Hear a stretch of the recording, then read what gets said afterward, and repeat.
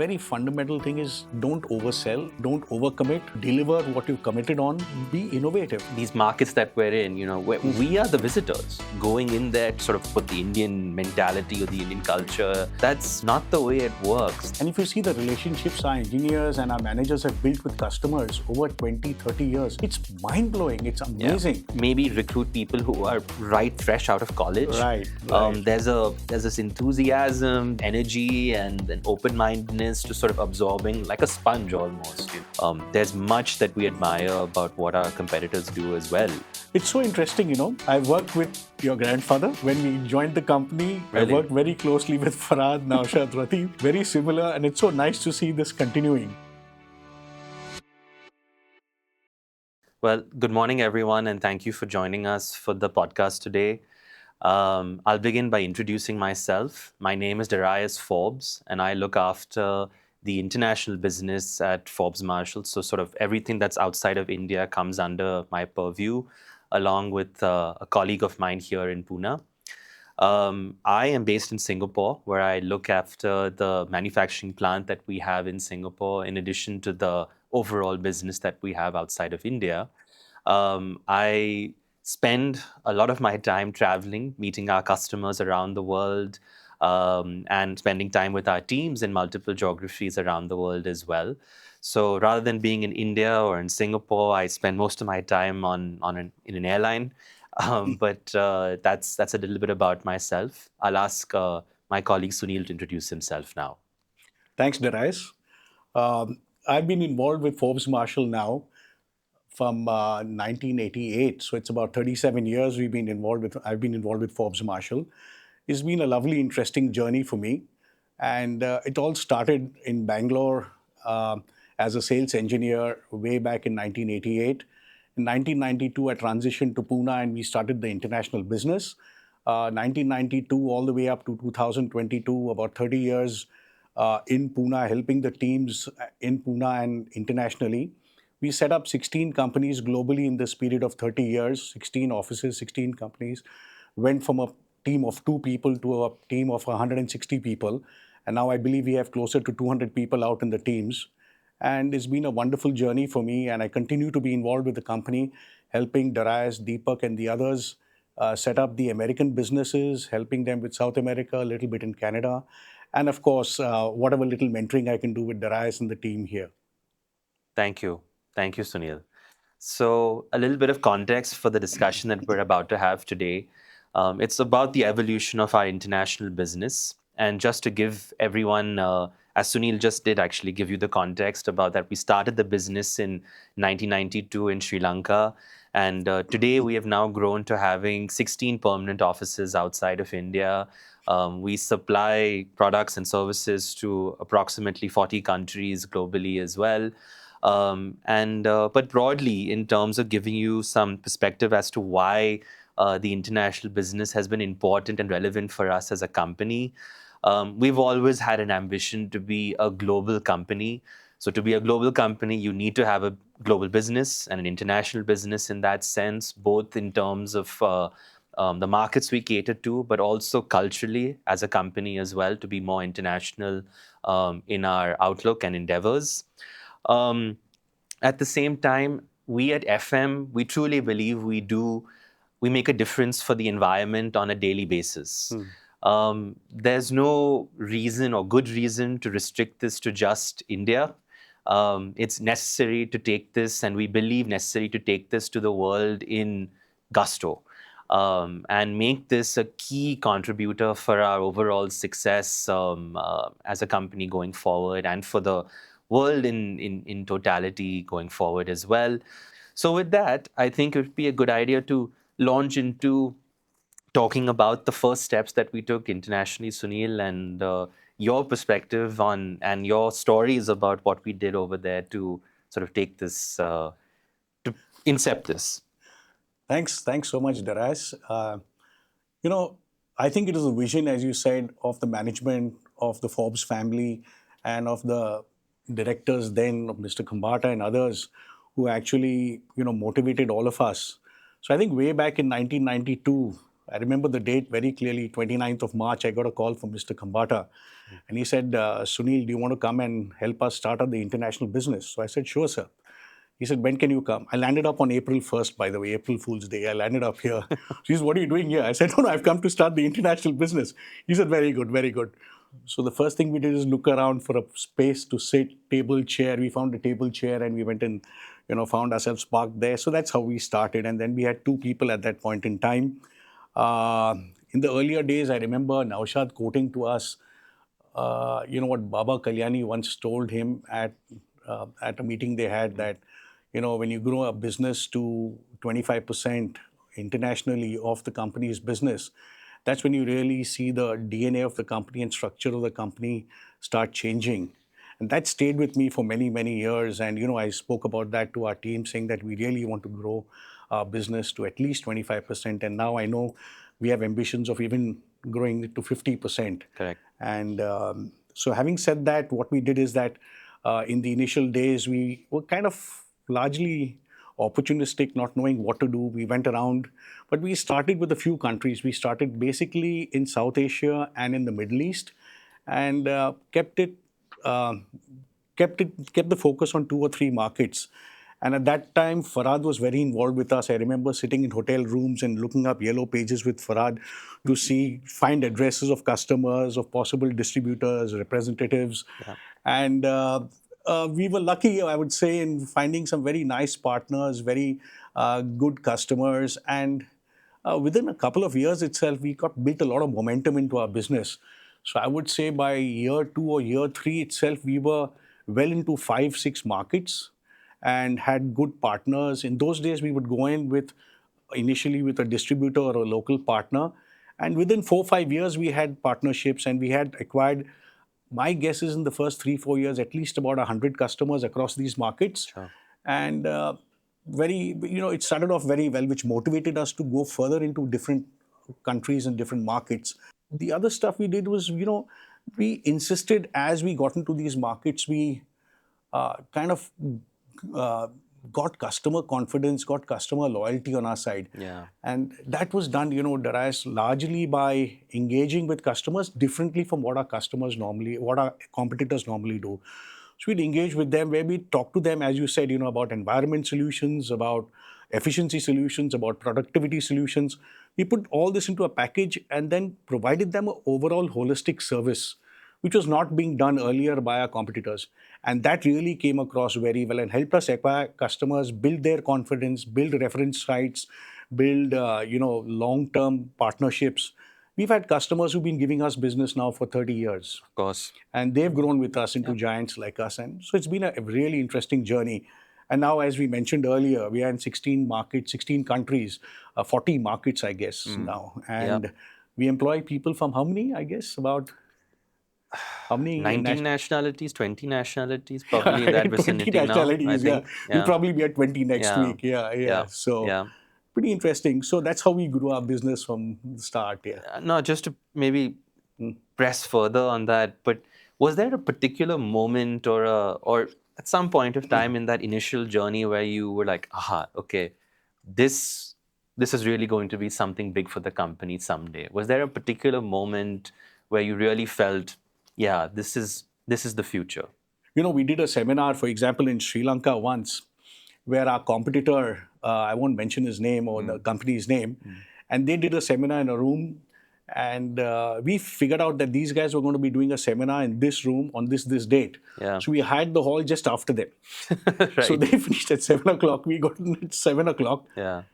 And we actually physically went and caught the customers who were there. It was specifically for DC Millers, caught them and made them come back in the room and offered them dinner and drinks and everything. Yeah. And from that group of about 18, 20 customers, I think we got about 12 or 13 orders subsequently. Right. So it just said that if we do things differently, if we do things what customers really need, if we provide them solutions, that really got us. And I think that sort of fits in with the DNA of the company and Yeah. our philosophy in some ways is that yeah, we're professionals at the end of the day, and the company and Forbes Marshall is a professional company, but we we enjoy what we do. We're not very wooden in what we do. Yeah. We value the emotional connect. We Right. value we go beyond just the academics of what we're offering to our customers. I think on a regular Yeah. basis, and we have to think innovatively, but we also think innovatively. Often the solution is more human related, and I think Yeah. that's a great example that you just gave Absolutely, over there. Darius. We made friends with so many customers along the way. They actually became personal friends of ours. Yeah, And many customers have yeah, joined our company and they've become our country managers. of course, Whether it was in Sri Lanka of or course, Bangladesh or whether it was in Egypt, we've had yeah. our customers join us and who become, heading the business. Helps. Absolutely. Yeah. No, I think as we go forward now, Mm, also in terms mm. of scaling this, right? Yes. Yeah.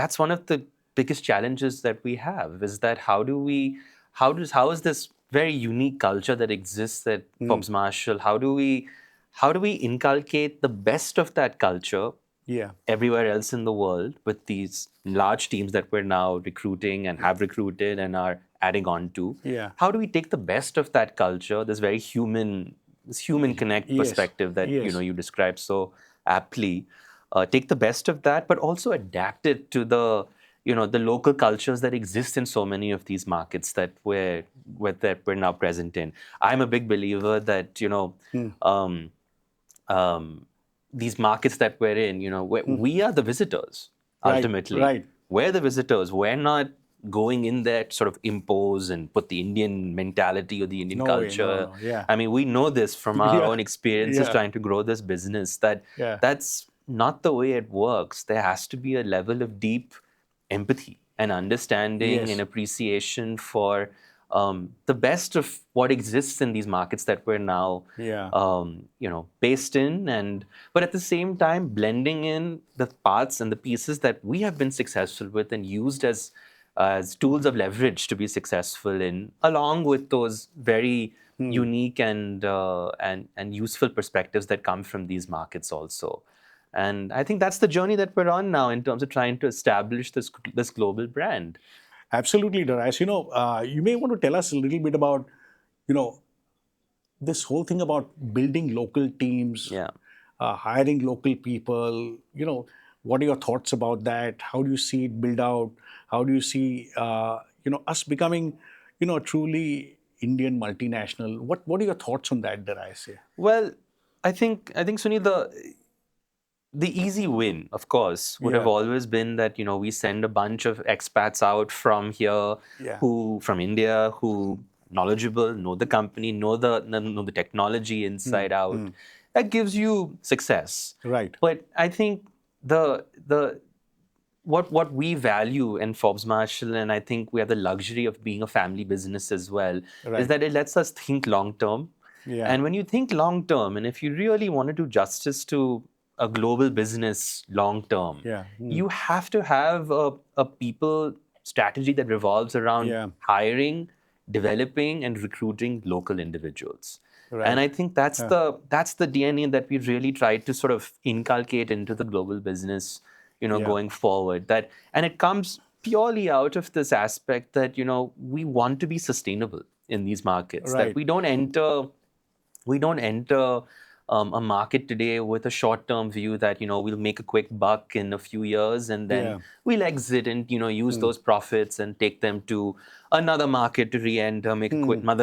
multiply and invest that and then get a Hmm. return on it. Leave. No, that's just not the Hmm. philosophy that we operate in, and that's how we've done it in India for so many years. We have Yes. Yes. customers that we've been with for 50 years and Yeah. 60 years and Yeah. longer than that in some cases. And that's what we're trying to do overseas. And it starts Yeah. with the people you recruit. You Yeah. you can't keep sending expats to these markets to do that. Absolutely. And I think the only way that one can be Hmm. successful with Hmm. this sort of strategy going Hmm. forward is if one has, an appreciation, for the emotional quotient or the EQ, Yeah. Hmm. in terms of being able to adapt and recognize what is good to take from those cultures, and Hmm. also what to not take in Yeah. some ways also. Right.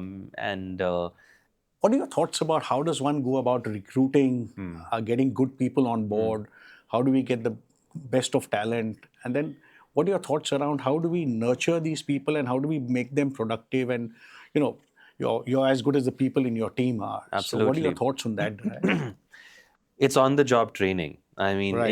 in what we do in FM, it's a direct sales model approach that we take to the market. And Okay. I think what we'd like to believe is that it's a more involved process than pretty much anyone else does in the market. But of Right. course, Right. we have very strong competition and very successful competition in all of these Right. places that we're located in. And there's much that we admire about what our competitors do as well, and much to learn from them too. But I think um, the there are multiple pools that are available, and I think the approach that we've taken, to be really inculcate that Forbes Marshall DNA through is maybe recruit people who are right fresh out of college. Right. Right. There's this enthusiasm, Yeah. there's a level of energy and an open-mindedness to sort of absorbing like a sponge almost, Right. Is it fair to say that about 50% of the people we hire internationally now are fresh graduates in they are GTs as we call them? I would say more. I More. would say Wow. now Amazing. probably more I'd say three-fourths would probably be Wow. GTs Yeah. now. And And I think that's also taken some time internally for us to accept. right. Because obviously a lot of, again, it's the long term thought process, right? Right. That I think gives us the confidence to do that. That the thought process, I think, for a while is that you recruit people with some experience because they Yeah. also come with knowledge of the market Exactly. and customers who that we could then sort of tap onto Tap their onto. knowledge and leverage.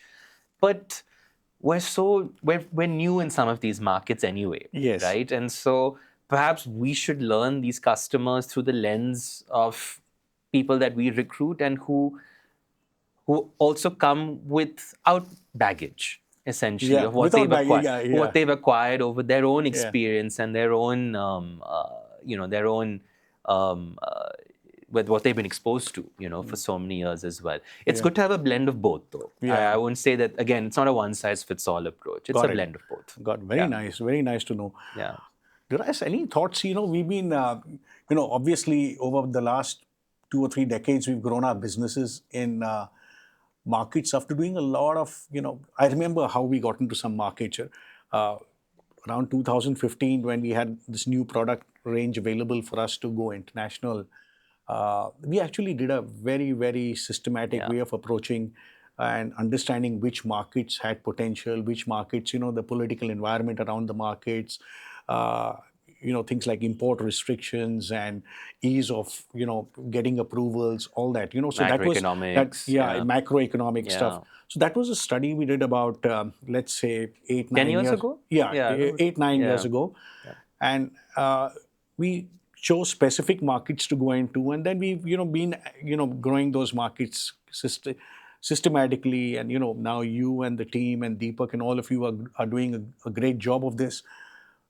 Do you have any thoughts about what next? Do you look at possibly now looking at having a few more manufacturing facilities which facilitate growing businesses more in Yeah. these markets? And any thoughts, not specific, but general thoughts on it?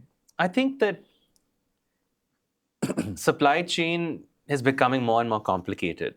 In the Yes. world that we live in today, with tariffs and all of this jargon that's being sort of thrown our way, there's a necessity to be closer to the customer in terms of what we produce in some cases, and I think the important thing, though, is to really be able to establish very, very strong pools of customers in each of these markets first to justify investment into Yes. these markets. And I think we're getting there.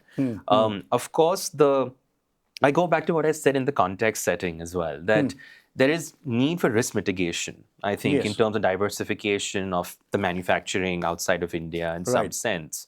But that isn't the real reason to do it. The real reason to do it is the opportunity, the business opportunity that comes Yes. our way, and say, there's a market that we see the potential to now acquire 1,500 customers in the next 5 years, which we we have markets Yeah. sort of identified for that, which I can't share. But in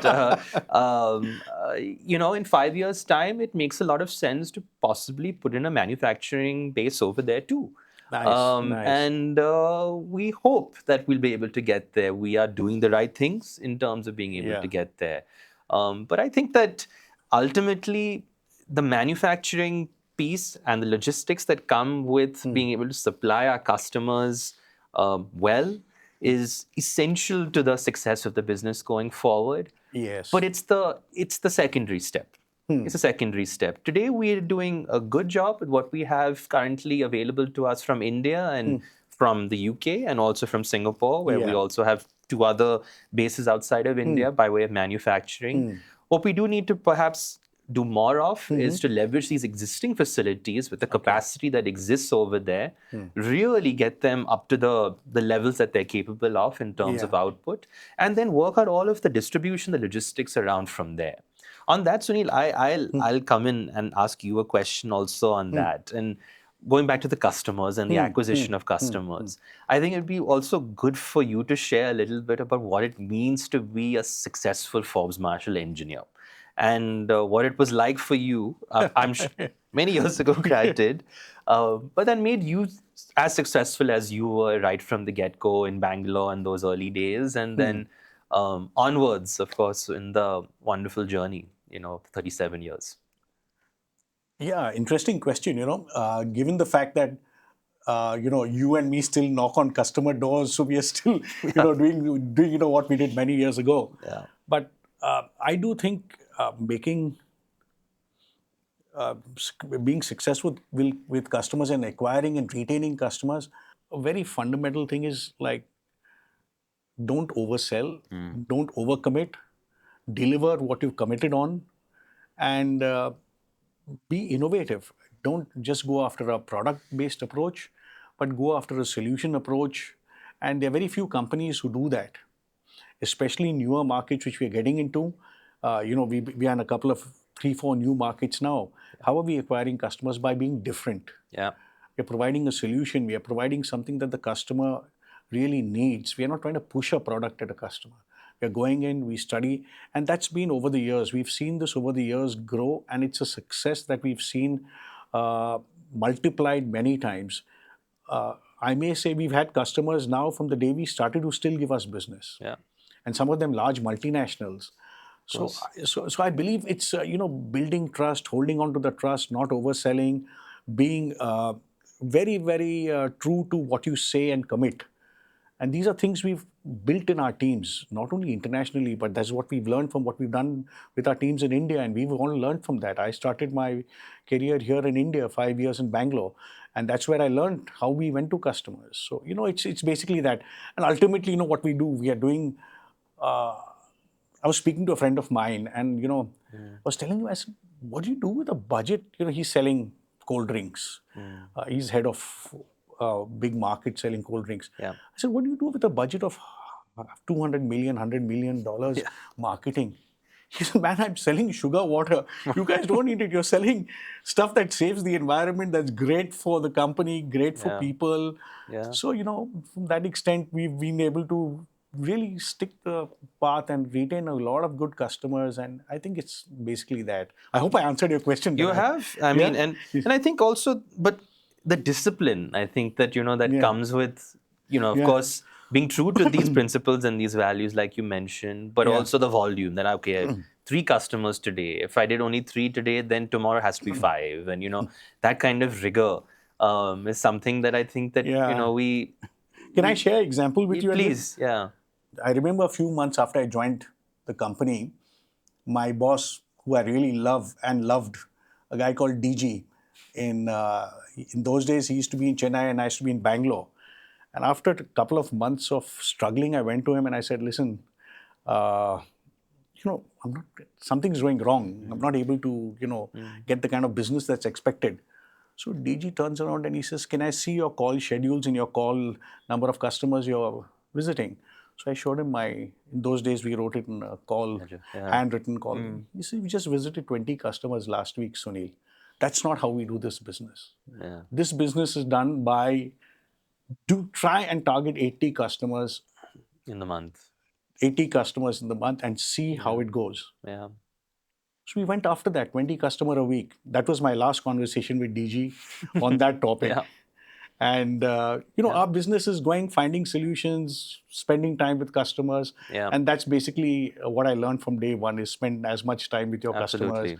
and provide solutions to them. So yeah, Absolutely. yeah, And I mean, it's obviously evolved now. We yeah, have tools that have come into play to absolutely, assist our yeah, sales engineers yeah, with CRM systems and all of yeah, that. yeah, Excellent marketing tools that are available, yes, etc. as well, which I'm very different back in the day, and yes, yeah, that you had to employ then. But at the essence and at the heart of what makes a Forbes Marshall engineer, I think, successful is that rigor, that discipline, that promise, and that ideal of benefiting the customer at the end of the yeah, day. And because you truly, as the engineer, see the benefit that's being provided to the customer and appreciate, of course, the monetary saving that comes the customer's way, but also the broader environmental, the sustainability yeah, feature that comes your way as a result of that, and the impact that you have yeah, as a result on the environment. I think if the engineer really believes that, and then you want to multiply that effect, on yeah. multiple customers. Darius, it's not only us in international, but the bigger story played out for many years in India. Yes. And if you see the relationships our engineers and our managers have built with customers over 20, 30 years, it's mind blowing. It's Yeah. amazing. Yeah. Kind of savings, the kind of environment benefits, customer benefits, productivity benefits. We are selling a nice bouquet of lovely benefits to the customer, which Yeah. benefits them. And that's probably one of the reasons why, even in our international teams and domestic teams, we have people like me who spent 37 years. Probably our whole management team has spent 30 years plus. And, our engineers abroad, our engineers in India, they so many years with us and That's they're so right. motivated, so happy Yeah. because we're providing something which is beneficial Yeah. and we actually see the benefits. Absolutely, Yeah. absolutely. And actually, we are a manufacturing company in essence, but Yeah. and I mean, this is so relevant in the context of international business, Right. and for us as a company internationally, is that I think yes, we're a manufacturing company, but at the end of the day, what we really are doing in the field on a day-to-day basis, it's a service. Yes. Yes. In essence, we are actually providing our customers with service, and the products piggyback on those services Yes. in that we do on a daily basis. And I think we hope that our customers see us, in those lights, in time, and not just as being a manufacturing company. But that's what I think. If we internally stick true to that philosophy, again, that's how we sort of guarantee that special, deeper, service-oriented approach with the customer. Yeah.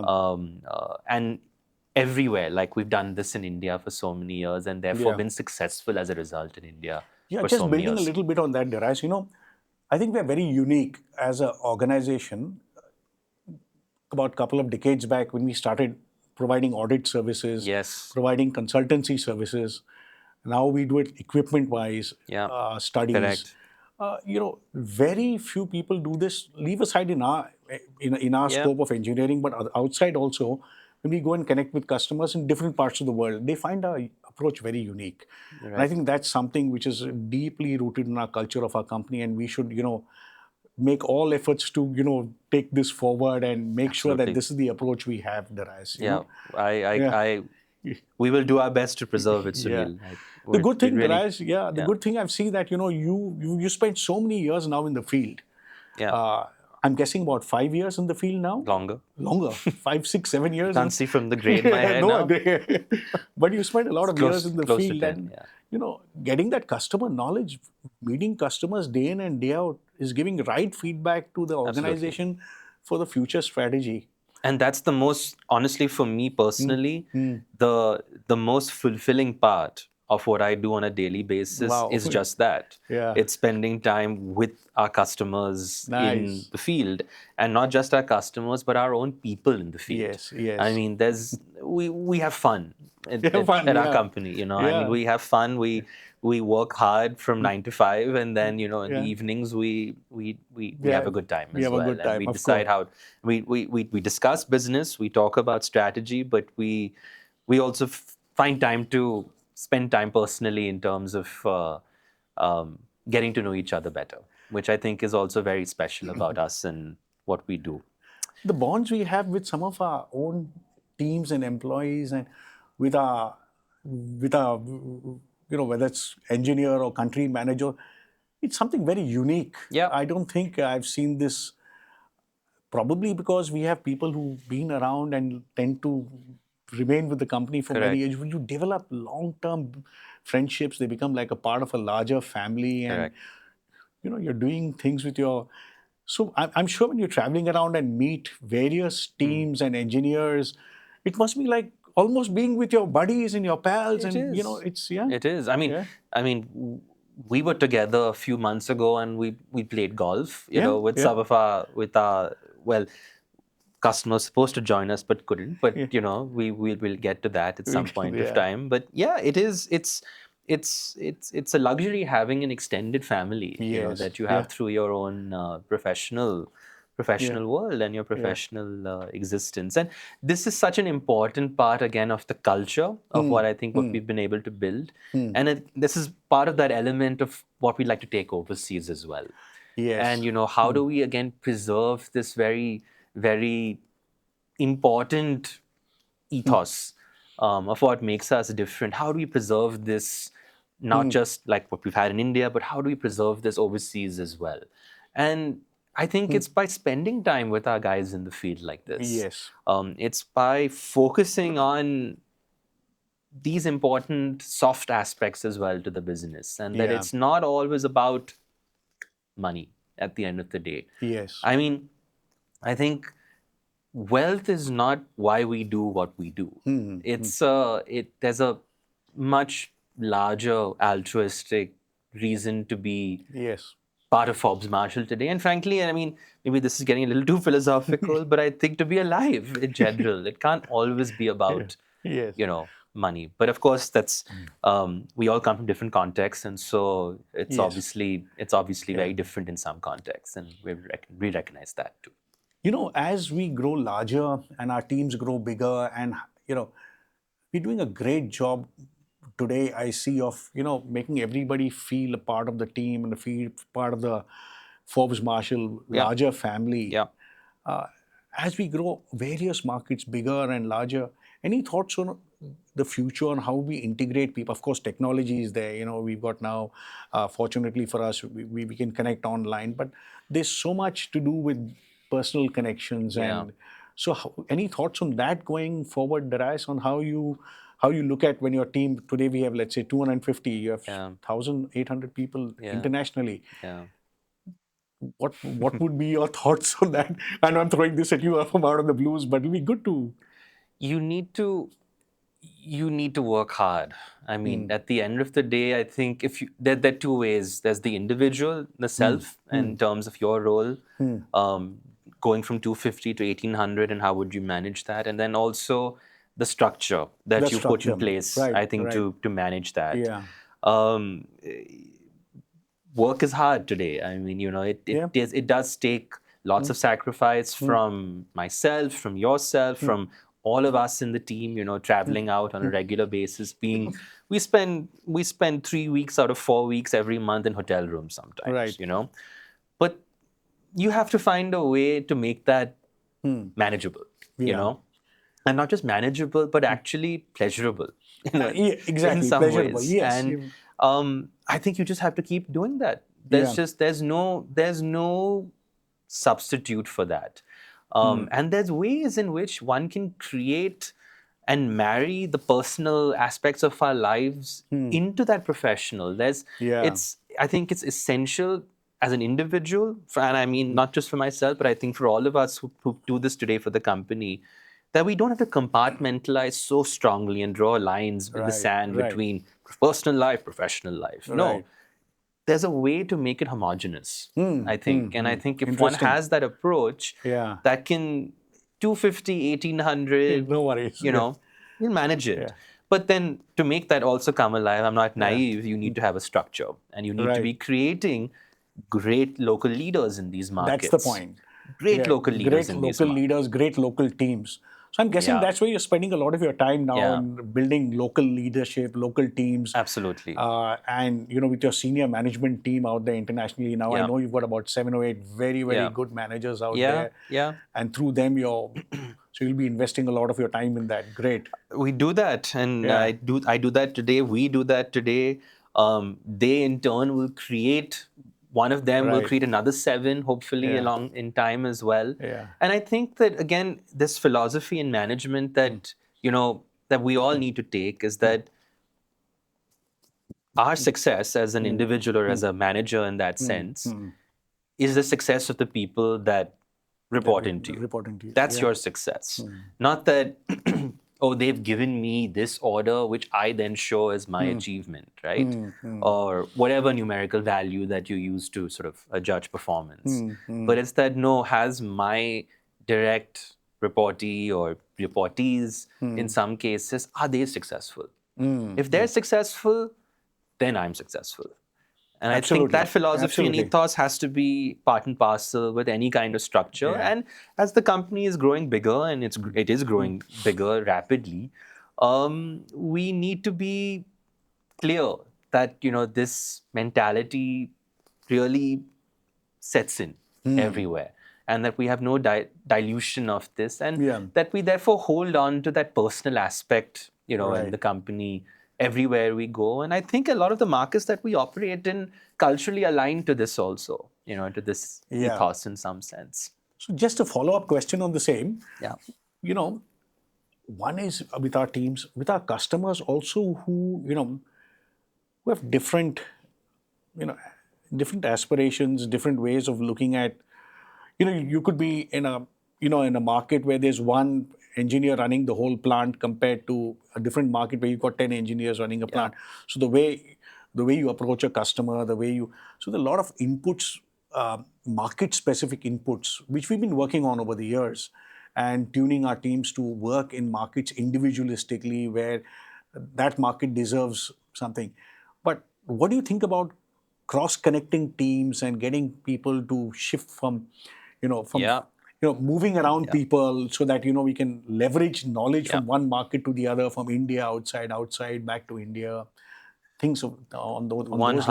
100%. I think you hit the nail on the head in terms of what the next step is in the people strategy. And it is this cross-border exchange of people and ideas as a result of those people moving across, Yeah. creating broader, more geographical responsibilities for individuals of multinationalities as well. Of course, I mean, there's a tendency, right, understandably so, that these more cross-border type roles will go to people who you have more of a affinity to culturally as well. But I think it's it's changing. It's changing rapidly at this point of time, and I think the next 5 years, with the ambition that we have for the company and the growth going forward internationally, we have plans to provide more opportunities, to Yeah. provide more a greater focus, I think, on our engineers, the best of the best engineers in different markets. So being able to sort of cross pollinate their knowledge across the world. We can have an expert for the textile industry sitting in Egypt, given the kind of excellent work that we do, and the large textile base that exists in Egypt that we cater to and cater to successfully. But the successes that we take in Egypt have relevance in Indonesia, which also Absolutely. has a very That's the strong point. textile base as Yeah. well. Yeah. And likewise, the learnings that we have of what we should not do in Egypt could very well be relevant for Indonesia. Right. And at the same time, Indonesia has a lot of knowledge about what happens over there that's relevant for Egypt too. So, Yeah. an exchange of engineers. The Bangladesh has a very large textile and Yeah. garment Yeah. Yeah. production base Yeah. as well. Vietnam, I mean, but we're going into very specifics here. But Yeah. this is the opportunity, and I mean, Yeah. it gives our people also something to aspire for. In terms of if you had some messaging you wanted to put out to our international Yeah. and generally, how would one really take the next step in growing the business Yeah. and internationally? And what are your thoughts around that? Yeah, I would ask you the same question after I'm Yeah. done. So, for me, I think a couple of key points here, and we've actually covered it in some sense. But one is that the world is our oyster in every sense. We do have the ambition of, as you mentioned earlier, of approximately getting half our revenue from outside of India at some point of time, whenever that might be. So, with respect to how we go about getting this goal Yes. of 50% from outside of India, there's certain caveats I think that we have to stay true to that we've also covered. Number one being that there's zero compromise on quality. Is that we continue to be a high quality business in terms of what we supply by way of products coming out of the company, but also the services. That there's no compromise on what we do today on a regular basis. That is, we aren't going to push products onto our customers and sell them a larger spec item or overspec them, for items that they may not need because it's more revenue for us. No, what is the ultimately the best solution for the customer? Yeah, are we going to be sticking true to that? Yes, we will. And so even if it takes longer, we don't have the ambition to be the biggest. We don't have that ambition, but we have the ambition of being The the best. The best best. in Yeah. terms of quality, in terms of output. And to be the best, sometimes you have to say no to some things as well. It's so interesting. I worked with your grandfather. When we joined the company, I remember during induction, he spoke very similarly. I Really. worked very closely with Farhad, Naushad, Rati, very similar, and it's so nice to see this continuing. I'm glad to hear that. Yeah, actually, as you spoke, it just came to my mind that it's Yeah. it's been 3 generations that I worked with the company for, and now Yeah. I find carrying forward, it's being carried forward. The philosophy, the culture, the family spirit, everything is being carried forward so nicely. Thank you. That's very Yeah, kind of you to say, yeah, Sunil. No, I appreciate yeah. that very much. Why don't you also say, a little bit about your ambition, I think, for the future as well for the company. Yeah, in terms of what I see in terms of ambition, I think customer sits on top of the pyramid, and I think whatever we do as an organization, we need to support our customers properly. We've been getting at it. We've been getting better and better and better at it year on year. I can see whether it's product quality, whether it's customer needs addressing, whether it's our deliveries. We just have to get better at whatever we are doing, and if we get best in class with our customers, we are seeing this in very new markets where we visit a customer within 24 hours of him wanting us there to help him with his needs. Yeah. So I'm saying if we are able to provide customers with best in class service and build a structure around that, which also has, world beating products, Yeah. world beating services, world beating people, and the last pillar of the foundation is the commitment of the management, Absolutely. all put together, addressing customers' needs. I think we are going to rock for. Thank you. Yeah, No, I completely endorse what you yeah. said. It's been very, very fulfilling, and I think very insightful also to hear about a lot of the past and also talk to the future.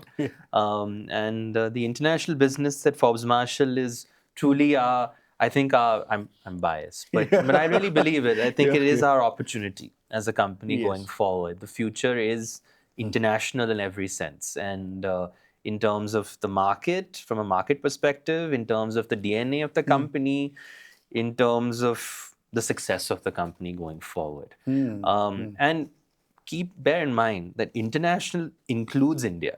Of course. India is still very much part of the international rhetoric as it is in all aspects today. We are one of the largest and fastest growing economies in the world today. Right. And it's essential that we leverage this very strong base that we have here in India and this position that we've developed in India and now leverage that and take it to the rest of the world. Excellent. Thank you. Thank you. Thanks for joining us today. Thank you very much. Thank And you. please subscribe to the podcast.